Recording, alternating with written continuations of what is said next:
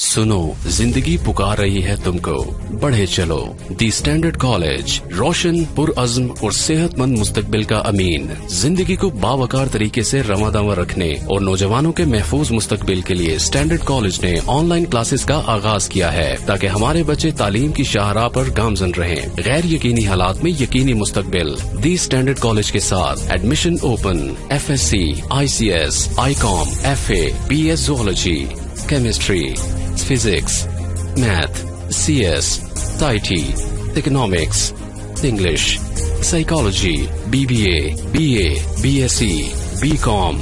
आए पाकिस्तान को आगे बढ़ाएं, मुहतात होकर और एतमाद के साथ। The standard college, girls campuses, Paris road, Hajipura road, Saidpur road Khichiyan, boys campus, circular road.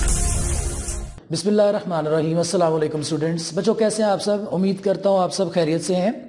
बेटा हमने अपना चैप्टर नंबर 7 जो है उसको स्टार्ट किया हुआ था। चैप्टर नेम है आपके पास थर्मोकेमिस्ट्री, और आज जो हमारा लेक्चर है वो है लेक्चर नंबर 29। थर्मोकेमिस्ट्री में हमने जो चीजें पढ़ी वो सारी चीजें हीट चेंजेस के बारे में थी, ठीक है जी। उसमें हमने सबसे इंपॉर्टेंट चीज जो थी वो थी हमारे पास एक्सोथर्मिक और एंडोथर्मिक प्रोसेसेस वगैरह, ठीक है।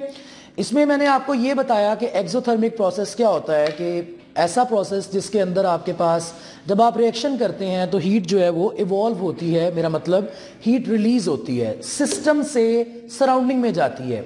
जब मैंने आपको वेरी फर्स्ट डे ये प्रोसेस पढ़ाया तो मैंने सिस्टम और सराउंडिंग का जिक्र नहीं किया था, और उसकी वजह यह थी कि बेटा आप तब सिस्टम और सराउंडिंग को जानते नहीं थे, आप इसके बारे में पढ़ नहीं चुके थे तब तक। तो अब मैं आपको ये चीज़ समझा सकता हूं, क्योंकि आपने अपने लास्ट लेक्चर के अंदर सिस्टम और सराउंडिंग के बारे में सब कुछ पढ़ा। आपने ये देखा सिस्टम क्या होता है, सराउंडिंग क्या होती है, बाउंड्री क्या होता है और स्टेट फंक्शन क्या होता है। इसी तरह से एंडोथर्मिक प्रोसेस वो प्रोसेस होता है जिसके अंदर क्या होता है कि हीट अब्जॉर्ब होती है, और वो अब्जॉर्प्शन मैंने आपको सेकंड लास्ट लेक्चर के अंदर एक्सप्लेन की थी, और मैंने ये बताया था कि बेटा कोई चीज है तो उसका अगर टेम्परेचर बहुत ज्यादा फॉल कर चुका है, मेरा मतलब है वो ठंडी है, तो वो क्या हो जाएगी, वो आपके रूम टेम्परेचर पे आ जाएगी। अब वो चीज पहले ठंडी थी, अब वो रूम टेम्परेचर पे आ गई, जो कि एक नॉर्मल टेम्परेचर होता है आपका। तो वो किस तरह से आई है उस रूम टेम्परेचर के ऊपर? By absorbing a heat from their surroundings. तो उसने सराउंडिंग में से हीट को अब्सॉर्ब किया और वो किस पे आ गई? एक नॉर्मल टेम्परेचर के ऊपर, जो कि बेसिकली आपका रूम टेम्परेचर कहलाता है, उसके ऊपर आ गई। दो बातें जरूर याद रखें। एक्सोथर्मिक क्या करता है, उसकी हीट ज्यादा होती है और वो सिस्टम में से हीट रिलीज करके सारी हीट को सराउंडिंग के अंदर ट्रांसफर कर देता है। और एंडोथर्मिक क्या करता है, अपने आप को नॉर्मल टेम्परेचर पे लाने के लिए वो सराउंडिंग से हीट को अब्सॉर्ब करता है और अपने आप को रूम टेम्परेचर पे ले आता है। इसके अलावा बेटा हमने इसके अंदर जो है वो एक्सोथर्मिक और एंडोथर्मिक के अलावा इनकी एग्जांपल्स पढ़ी थी, और आफ्टर दैट हमने स्टडी किया स्पॉन्टेनियस और नॉन स्पॉन्टेनियस प्रोसेसेस वगैरह, जिसके अंदर हमने ये पढ़ा कि स्पॉन्टेनियस प्रोसेस ऐसा प्रोसेस होता है जो कि खुद ब खुद हो जाता है, जो कि नेचुरली हो जाता है, इसको किसी भी बाहरी मदद की जरूरत नहीं होती, मां सिवाय इस चीज के कि आपको बहुत सारे सिस्टम्स या बहुत सारे रिएक्शंस या प्रोसीजर्स ऐसे होते हैं जिसमें आपको रिएक्शन को सिर्फ इनिशिएट करना पड़ता है, ठीक है, by giving them a spark, by giving them आप ये कह सकते हैं कि आप उसको इग्नाइट कर रहे हैं, इस तरह से। नॉन स्पॉन्टेनियस प्रोसेस क्या होता है कि जो खुद ब खुद जो है वो परफॉर्म नहीं होगा, और वो बिल्कुल ऑपोजिट होता है स्पॉन्टेनियस प्रोसेस के। और बच्चों इनकी जो एग्जांपल्स हैं वो आपको जो है वो 2-2, 3-3, 4-4 एग्जांपल्स जो हैं वो बुक में गिवन है, और मैंने आपको सारी ही करवा दी थी। आफ्टर दैट हमने अपने लास्ट लेक्चर के अकॉर्डिंग सिस्टम को पढ़ा। सिस्टम हर उस चीज को कहते हैं जिसके ऊपर हम वर्क कर रहे हैं, वो चाहे लेबोरेटरी में आपका कोई बीकर हो, चाहे वो क्लासरूम में आपकी बुक हो, या कोई भी ऐसी चीज, या हाथ में पकड़ा हुआ आपका टेबलेट, फोन या लैपटॉप हो। सराउंडिंग उस चीज को कहते हैं कि सिस्टम के अलावा जिसके ऊपर आप काम कर रहे हैं, उसके अलावा जितनी भी चीजें हैं वो आपके पास पूरे यूनिवर्स में जो आपके पास रिमेनिंग पोर्शन है वो सारा क्या कहलाएगा? सराउंडिंग कहलाएगा। उसके बाद आगे चलते हैं, बाउंड्री की बात रह जाती है। तो बेटा आपके पास सिस्टम और सराउंडिंग को कोई चीज जो होती है वो अलग कर रही होती है। जिस तरह अगर ये मैंने बात की थी व्हाइट बोर्ड की, तो व्हाइट बोर्ड के भी आप देख सकते हैं कि इसके कॉर्नर्स मौजूद हैं, इसकी बाउंड्री लाइन मौजूद है, तो ये सिस्टम और सराउंडिंग को सेपरेट ऑपरेट कर रही है। उसके बाद आगे हम स्टेट ऑफ फंक्शन, तो स्टेट ऑफ फंक्शन से मुराद होता है सिस्टम की हालत क्या है, कि हम किस कंडीशन में उसके ऊपर काम कर रहे हैं। तो बहुत सारे सिस्टम है जिनके अंदर चेंजेस आते हैं, लाइक आपके पास एक बीकर है, उसके अंदर कोई लिक्विड है, तो उसका बेटा पहले टेम्परेचर और होगा, वॉल्यूम और होगा, प्रेशर और होगा, और अगर आप उसको हीट कर देते हैं तो ऑब्वियसली उसका टेम्परेचर चेंज हो जाएगा। पहले वाला टेम्परेचर इनिशियल टेम्परेचर माना जाएगा, बाद वाला टेम्परेचर फाइनल टेम्परेचर माना जाएगा। ऑब्वियसली उसके वॉल्यूम के अंदर भी चेंजेस आएंगे, पहले वाला वॉल्यूम V1 माना जाएगा या इनिशियल वॉल्यूम, बाद वाला वॉल्यूम V2 माना जाएगा जिसको फाइनल कह सकते हैं। डेफिनेटली उसके प्रेशर के अंदर भी चेंजेस आ सकते हैं, तो इसी तरह से इनिशियल प्रेशर और इनिशियल फाइनल प्रेशर। तो आप ये कह सकते हैं बच्चों इसके अंदर कि कोई भी ऐसा प्रोसेस जिसके अंदर हमें उसके टू एंड फ्रो जो है एंड्स पता हो, मतलब कि इनिशियल और फाइनल स्टेजेस दोनों का पता हो, तो हम उन दोनों को माइनस करके V2 minus V1 is equal to delta V, T2 minus T1 is equal to delta T, उसके बाद P2 minus P1 is equal to delta P। तो इस तरह से आप उनको फाइंड आउट कर सकते हैं। तो इस तरह से आपको स्टेट ऑफ जो आपके पास होता है, स्टेट फंक्शन जो होता है, उसका आपको पता चल सकता है। तो हमारा जो आज टॉपिक है वो बेटा आपके पास है internal energy and first law of thermodynamics. तो टॉपिक के ऊपर आते हैं, internal energy and first law of thermodynamics. आपने इस चैप्टर के पेज नंबर 2 पे पढ़ा था कि ये जो एक्सोथर्मिक और एंडोथर्मिक प्रोसेसेस हैं ये बेस कर रहे होते हैं फर्स्ट लॉ ऑफ थर्मोडायनामिक्स के ऊपर। तो आज हम इन सब चीजों को पढ़ेंगे।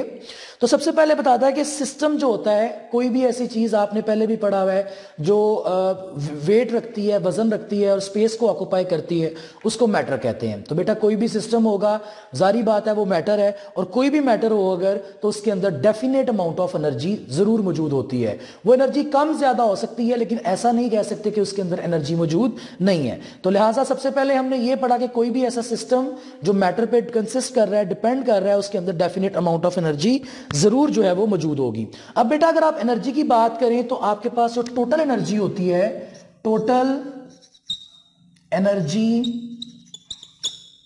Is equals to kinetic energy plus potential energy. मतलब कि टोटल एनर्जी सम है दो टाइप ऑफ एनर्जीज का, एक है आपके पास काइनेटिक एनर्जी और एक बेटे आपके पास होती है पोटेंशियल एनर्जी। अब हमने देखना है कि काइनेटिक एनर्जी और पोटेंशियल एनर्जी ये दोनों कौन से फंक्शंस परफॉर्म करते हैं।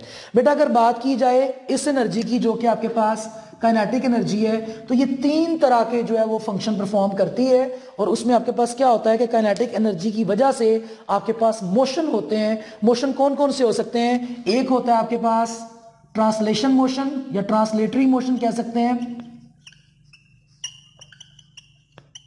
दूसरा बेटे आपके पास होता है रोटेटरी मोशन,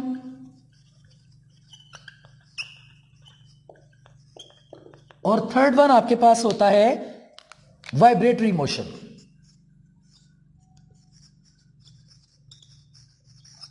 ठीक है जी। तो ये तीनों मोशंस किसकी वजह से हो रहे होते हैं? ये काइनेटिक एनर्जी की वजह से हो रहे होते हैं।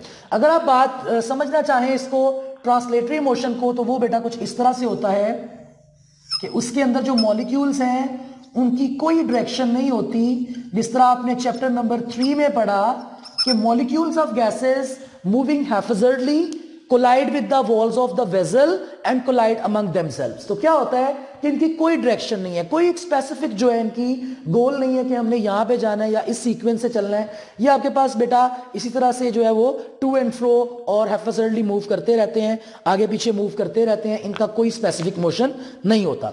अगर आप बात करें रोटेटरी मोशन की, तो रोटेटरी मोशन क्या होगा आपके पास? मान लें कि ये सेंटर में आपके पास एक इधर मॉलिक्यूल है, एक इधर मॉलिक्यूल, एक इधर और एक इधर।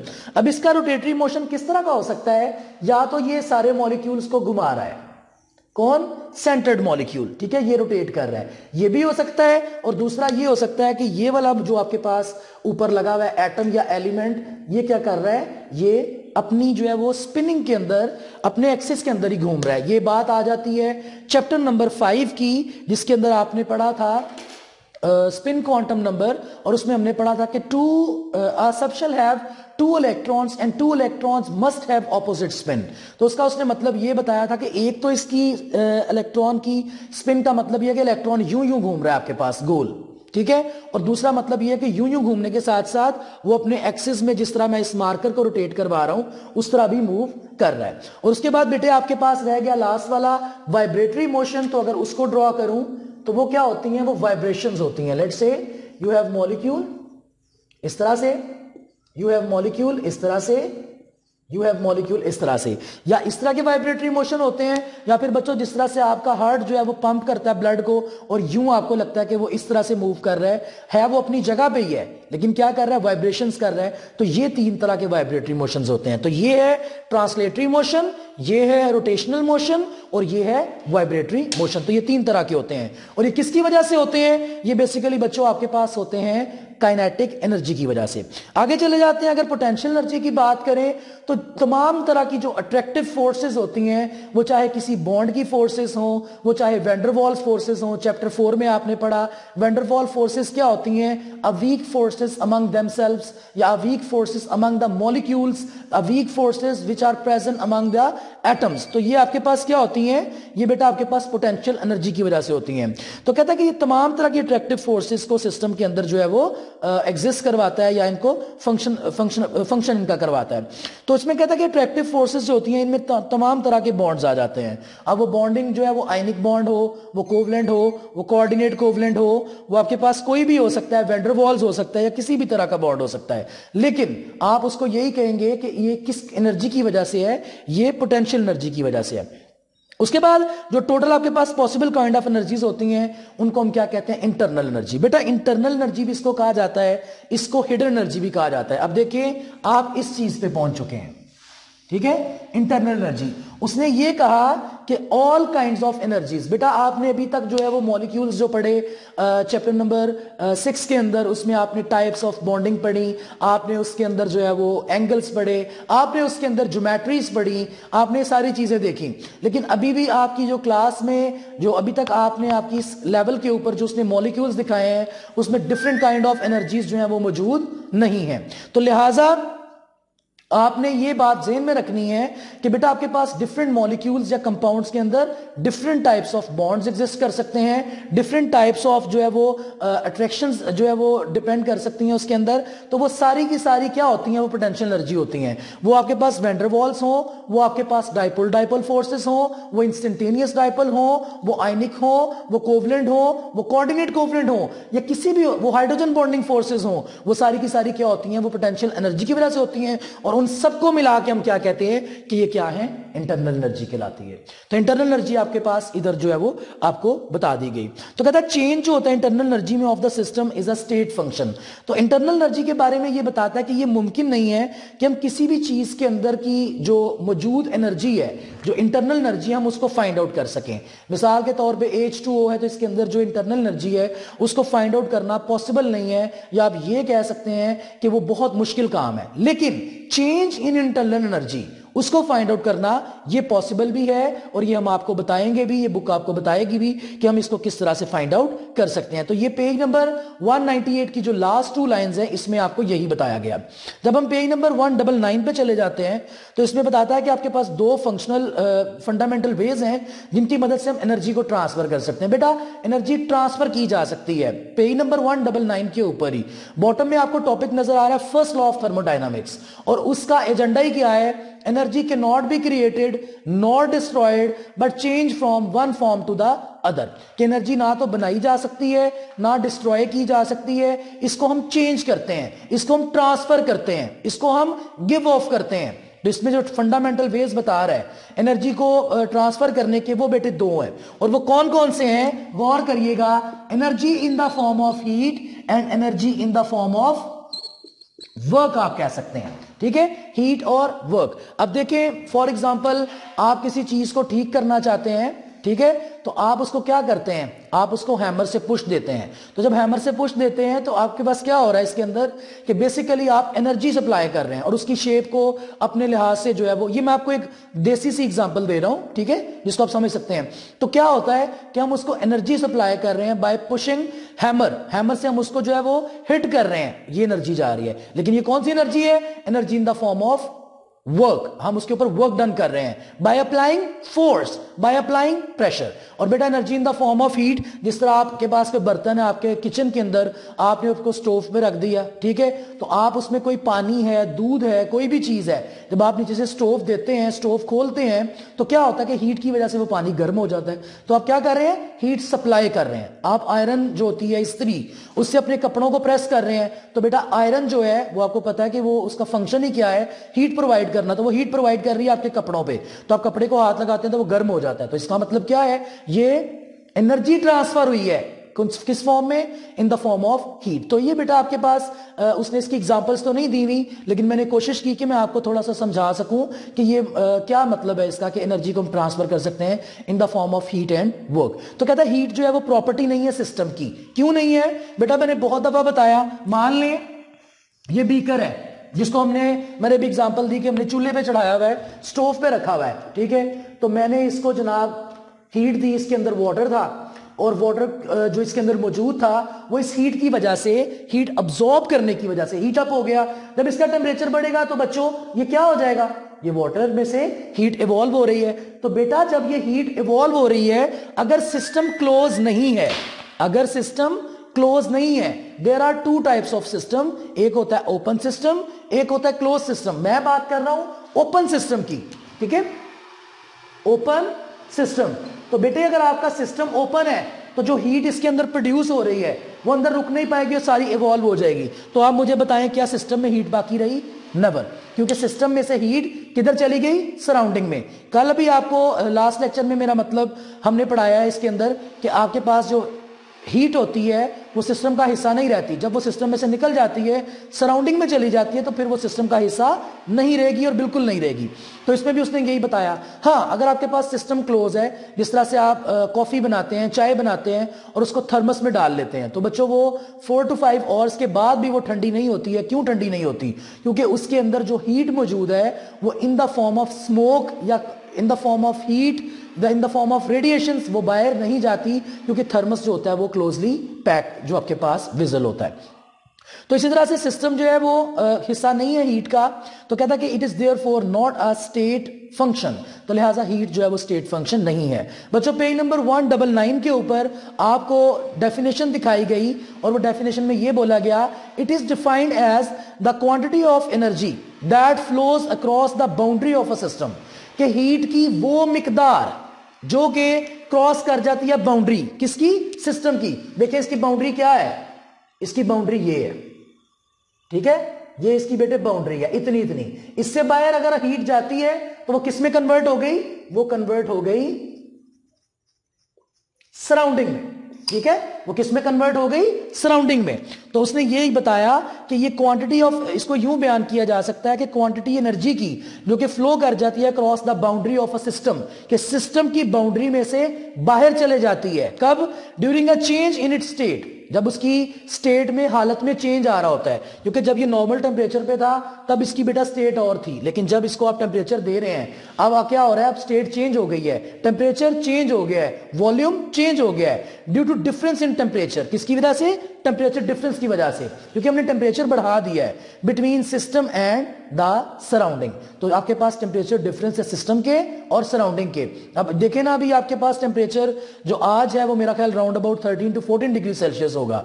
अगर आप वाटर को स्टोव पे रख देते हैं तो आप उसको 100 डिग्री सेल्सियस भी अप्रोच करवा सकते हैं। तो बेटा उसमें से निकलने वाला जो वेपर्स फॉर्म में जो धुआं होगा वो किस में जाएगा, निकल के सराउंडिंग में जाएगा, और आप कहेंगे कि ये सिस्टम का हिस्सा नहीं है। आई होप कि आपने इस चीज को अंडरस्टैंड किया है। आगे चलते हैं। तो कहता है कि हीट चाहे सिस्टम में से इवॉल्व हो या हीट चाहे सिस्टम में अब्सॉर्ब हो, इसको हम रिप्रेजेंट करते हैं किससे, क्यू से। तो बच्चों याद रखेंगे आप कि हीट क्या होती है, इज इक्वल्स टू क्यू, इसको रिप्रेजेंट करते हैं। जिस तरह फोर्स को एफ से करते हैं, प्रेशर को पी से, टेम्परेचर को वी से, टेम्परेचर को टी से, वॉल्यूम को V से, प्रेशर को P से, इसी तरह से इसको भी हीट को Q से रिप्रेजेंट किया जाता है। अब कहता है कि वर्क, ये भी जो है ये फॉर्म ऑफ एनर्जी है, जैसा कि मैंने आपको पहले हैमर वाली एग्जांपल से बताया, और इसको भी हम ट्रांसफर करते हैं एक सिस्टम से दूसरे सिस्टम पे। लेट्स से मैं इसको जो है इसके ऊपर मैं हैमर जो है वो इसके ऊपर जो है वो स्ट्राइक कर रहा हूं, तो बेटा ये मेरा सिस्टम है, और हैमर के साथ कर रहा हूं, ये भी मेरा सिस्टम है। मान ली मैं एक कॉपी के ऊपर पेन से लिख रहा हूं, और पेन और कॉपी ये दोनों मेरा क्या है, सिस्टम है। तो इसमें कहता है कि इसमें क्या होगा, आप एक जो है वो चीज से दूसरी चीज में वर्क एनर्जी ट्रांसफर कर रहे हैं। इसको डिफाइन यूं किया जा सकता है, product of force and distance. ये बेटा आपने फॉर्मूला 7, 6, 7, 8 क्लास से पढ़ रहे हैं कि वर्क डन का फॉर्मूला क्या होता है, W is equals to F cross S, जिसमें F क्या है, आपकी फोर्स है, और S क्या है, ये बेटे आपका डिस्टेंस है। ठीक है, तो वर्क डन कितना हुआ, ये डिपेंड करेगा फोर्स इनटू डिस्टेंस। मतलब कि अगर आप वर्क डन मालूम करना चाहते हैं, फोर्स की वैल्यू डालें, डिस्टेंस की वैल्यू डालें, दोनों को मल्टीप्लाई करें, जितना वर्क डन होगा आपके पास उसका आंसर आ जाएगा। तो कहता है इसको वर्क को जो है SI यूनिट में, सिस्टम इंटरनेशनल यूनिट में इसको मेजर किया जाता है जूल्स के अंदर। तो आपके पास डिफरेंट काइंड्स ऑफ वर्क होते हैं, लेकिन ऐसा वर्क जो हम थर्मोकेमिस्ट्री में करते हैं उसके लिए बेटा हम जो यूज करते हैं टर्म एक, उसको हम कहते हैं प्रेशर वॉल्यूम वर्क, क्योंकि इसमें ना तो हम फोर्स लगाते हैं ना कोई डिस्टेंस तय होता है। तो इसको हम ना क्या करते हैं, इसको हम कन्वर्ट कर देते हैं प्रेशर और वॉल्यूम वर्क में।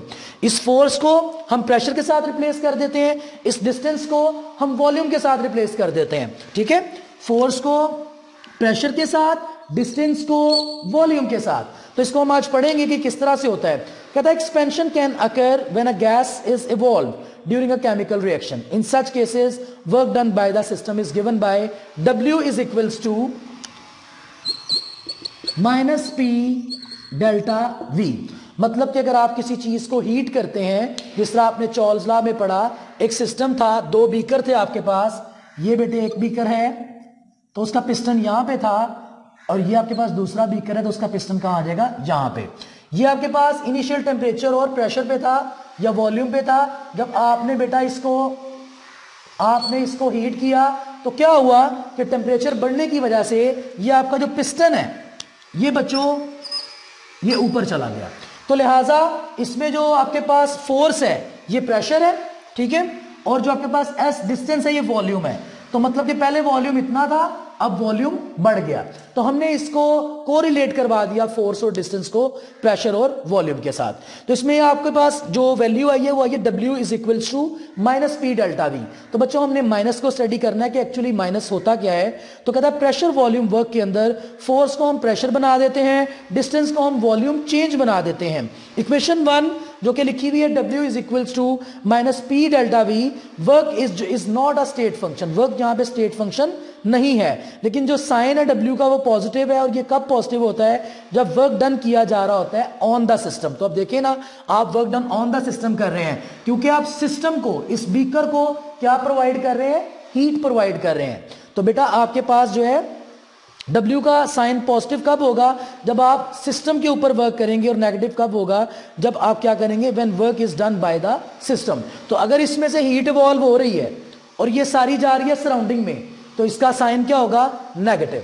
लेकिन अगर आप ये हीट अब्सॉर्ब कर रहा है, इवॉल्व करने की बजाय अब्सॉर्ब कर रहा है, तो ये क्या हो रहा है, work done on the system हो रहा है, क्योंकि आपकी सराउंडिंग सिस्टम के ऊपर वर्क कर रही है। सराउंडिंग जो है वो क्या हो रही है, अब्सॉर्ब हो रही है सिस्टम के अंदर, तो आपका W क्या होगा, पॉजिटिव। तो कहता है इसी तरह से जो साइन है Q का वो पॉजिटिव होता है जब हीट अब्सॉर्ब हो रही होती है सिस्टम में फ्रॉम द सराउंडिंग्स, और ये नेगेटिव होता है when heat is absorb by the surrounding from the system. दोबारा समझ लें, अगर बेटा आपके सिस्टम में से हीट इवॉल्व हो रही है और जा रही है सराउंडिंग में, तो W के साथ नेगेटिव आएगा ये वाला।